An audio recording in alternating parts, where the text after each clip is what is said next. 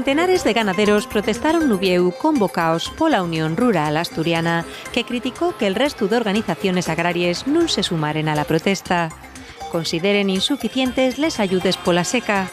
Denuncien la caída de precios norixe, la subida de los costos de producción y los daños de la fauna salvaje.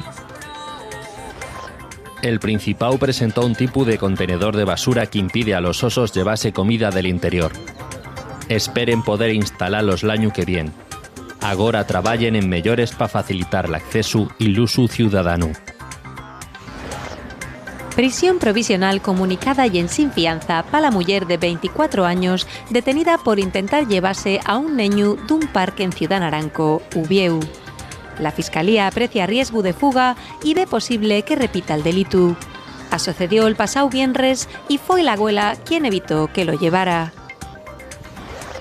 Casi un 22% de los menores entre 8 y 19 años tienen sobrepeso. Los especialistas atribúyenlo a la mala alimentación y a que pasen más del 80% del tiempo recomendado delante de pantallas.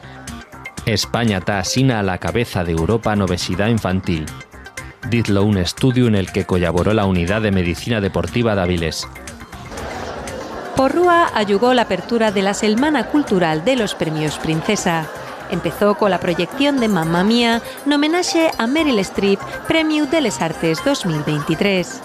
La música punxola un grupo que homenaxa al trío musical liderado por Streep nesa película. TPA estrena la serie La Emboscada Ardines, centrada en el asesinato del concejal de Izquierdas Unidas en Llanes.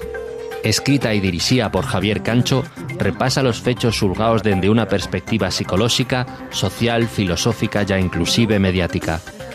Consta de 4 capítulos. El primero podrá verse esta noche a partir de las 10:30.